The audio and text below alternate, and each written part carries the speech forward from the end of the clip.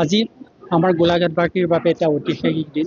ভাৰত চৰকাৰৰ সন্মানীয় গৃহমন্ত্ৰী শ্ৰীযুত অমিত শ্বাহ ডাঙৰীয়াই গুৱাহাটীৰ পৰা ভাৰ্চুৱেল মাধ্যমৰ যোগেদি আমাৰ গোলাঘাট কৰ্কট কেন্দ্ৰৰ শুভ উদ্বোধন কৰিছে। এই কেন্দ্ৰটো অসম চৰকাৰ আৰু টাটা ট্ৰাষ্টৰ যুটীয়া উদ্যোগত গঠিত হোৱা অসম কেঞ্চাৰ কেয়াৰ ফাউণ্ডেশ্যনৰ অধীনত ১৭খন কেঞ্চাৰ প্ৰতিষ্ঠানৰ অন্যতম। অসম কেঞ্চাৰ কেয়াৰ ফাউণ্ডেশ্যনৰ লক্ষ্য হৈছে এজন ৰোগীয়ে যাতে নিজৰ ঘৰ দুৱাৰ এৰি চিকিৎসাৰ কাৰণে বাহিৰলৈ যাবলগীয়া নহয় আৰু তেওঁলোকৰ আৰ্থিক বোজা হ্ৰাস পায়। এই কেন্দ্ৰটোত বিশ্বমানৰ আধুনিক স্বাস্থ্যৰ ব্যৱস্থা থাকিব। ইয়াত ৰেডিয়েশ্যন থেৰাপি আৰু কেমোথেৰাপিৰ সুবিধা থাকিব। ইয়াত অস্ত্ৰোপচাৰ বা ৰোগী থকাৰ সুবিধা নাথাকিব। এই কেন্দ্ৰটো সম্পূৰ্ণ হৈ উঠিলে এজন ৰোগীয়ে চিকিৎসাৰ বাবে যদি ভৰ্তি হ'বলগীয়া হয় বা অপাৰেশ্যন কৰিবলগীয়া হয়, এনে অৱস্থা যদি নহয়, তেন্তে আমাৰ ইয়াত ৰেডিয়েশ্যন থেৰাপি আৰু কেমোথেৰাপিৰ বাবে চিকিৎসা ল'ব পাৰিব। প্ৰটন থেৰাপি ইয়াত নাথাকিব, কাৰণ এইবিলাক এডভান্স এৰিয়া, এইবিলাক আমাৰ লেভেল ওপৰ নাথাকে। এই লেভেলৰ কথাটো মই কওঁ। কেমোথেৰাপি আৰু ৰেডিঅ'থেৰাপিৰ সুবিধা ল'ব পাৰিব। লগতে ৰোগী পৰীক্ষাৰ কাৰণে আমাৰ ইয়াত উন্নত ধৰণৰ লেবৰেটৰী, CT স্কেন, MRI, মেমোগ্ৰাফি আদি সুবিধা থাকিব, যিবিলাক সুবিধা আমি সৰ্বসাধাৰণ ৰোগীৰ কাৰণে উপলব্ধ হ'ব, সুলভ মূল্যত হ'ব।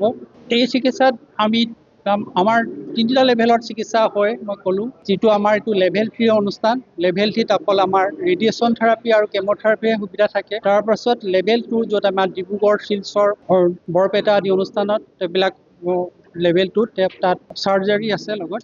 আমাৰ জানো যে কেঞ্চাৰৰ কাৰণে 3টা চিকিৎসা থাকে: অস্ত্ৰোপচাৰ, ৰেডিয়েশ্যন থেৰাপি, কেমোথেৰাপি। আৰু যিটো লেভেল 2, লেভেল 1 যিটো আমি গুৱাহাটীৰ এপেক্স চেণ্টাৰ, তাত আমাৰ সকলো তাৰমানে এই 3টা চেণ্টাৰ 3টা চিকিৎসা পদ্ধতি থকাৰ উপৰিও এডভান্স যিবিলাক প্ৰটন থেৰাপি, ৰবটিক চাৰ্জাৰী, সেইবিলাক ব্যৱস্থা গুৱাহাটীৰ যিটো এপেক্স চেণ্টাৰ, আমাৰ টপ লেভেলৰ centre, state of the art বুলি কোৱা হয়, তাত সেইবিলাক সুবিধা উপলব্ধ আছে। আমাৰ ইয়াত অস্ত্ৰোপচাৰ আৰু ভৰ্তি হ'বলগীয়া ৰোগীবিলাকক ক'ত পঠিওৱা হ'ব?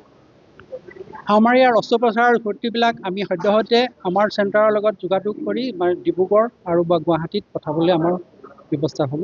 মানে আয়ুষ্মান কাৰ্ডে কাম কৰিবনে? আমাৰ এই অনুষ্ঠানটো আয়ুষ্মান ভাৰতৰ লগত সংযুক্ত আছে, গতিকে আয়ুষ্মানৰ সুবিধাবিলাক আমাৰ লাভ কৰিব পাৰিব আৰু আয়ুষ্মানৰ সুবিধাটো লাভ কৰিব পাৰিব। মই সংবাদ মাধ্যমৰ জৰিয়তে ৰাইজক জনাওঁ যে কেঞ্চাৰক ভয় নকৰিব। মই সঠিক অৱস্থাত সময়ত যদি আমি কেঞ্চাৰ ধৰাব ল'ব পাৰোঁ, কেঞ্চাৰ সম্পূৰ্ণ নিৰাময়যোগ্য। আপোনালোকৰ ইয়াত এটা উচ্চমানৰ বিশ্বমানৰ এটা প্ৰতিষ্ঠান গঢ় লৈ উঠিছে, গতিকে সামান্য লক্ষণ দেখা পালেই আমাৰ পৰামৰ্শ ল'বলৈ আগবাঢ়ি আহিব। এইটো আজি গোলাঘাটবাসীৰ বাবে এটা খুব সুন্দৰ দিন। আমি দেখিলোঁ ইতিমধ্যে পোনপটীয়া সম্প্ৰচাৰৰ যোগেদি গৃহমন্ত্ৰী অমিত শ্বাহ ডাঙৰীয়া আৰু আমাৰ মাননীয় মুখ্যমন্ত্ৰী মহোদয়ে উপস্থিতিত ভাৰ্চুৱেলি আজি ইনগ্ৰেট হৈছে এই চেণ্টাৰটো। ইতিমধ্যে আমাৰ চিভিল ৱৰ্কছৰ কামখিনি শেষ হৈছে। 135 কোটি টকীয়া প্ৰজেক্ট, তাৰে 70 কোটিৰে ইয়াৰ চিভিল কনষ্ট্ৰাকশ্যনখিনি শেষ হয়। বাকীখিনি পইচাৰে ইকুইপমেণ্ট ক্ৰয় কৰিবৰ কাৰণে ইতিমধ্যে ব্যৱস্থা গ্ৰহণ কৰিছে স্বাস্থ্য বিভাগে। আৰু এইটো যেতিয়া 2-3 মাহৰ পিছত সম্পূৰ্ণ কাৰ্যক্ষম হ'ব, যেতিয়া গোলাঘাটবাসীয়ে কেঞ্চাৰ চিকিৎসাৰ কাৰণে যিখিনি ব্যয়বহুল আৰু দুৰ্লভ হৈ আছে, সেইটো ইয়াত সহজে আৰু নিজৰ টাউনতে উপলব্ধ হ'ব, তেওঁলোকে ইয়াৰ সুবিধা গ্ৰহণ কৰিব পাৰিব। তো সেইকাৰণে মই পুনৰ সকলো গোলাঘাটবাসীকে অভিনন্দন জনাইছোঁ।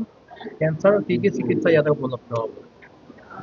সেই বিষয়ে মই ইতিমধ্যে নতুনকৈ জইন কৰিছোঁ। তো গোটেইখিনি সুবিধা মই জানো ইয়াতে কেমোথেৰাপি হ'ব আৰু চাৰ্জাৰী হ'ব, লগতে প্ৰটন থেৰাপিৰ কাৰণে এটা ব্যয়বহুল যন্ত্ৰ ক্ৰয় কৰিবৰ কাৰণে ব্যৱস্থা গ্ৰহণ কৰে।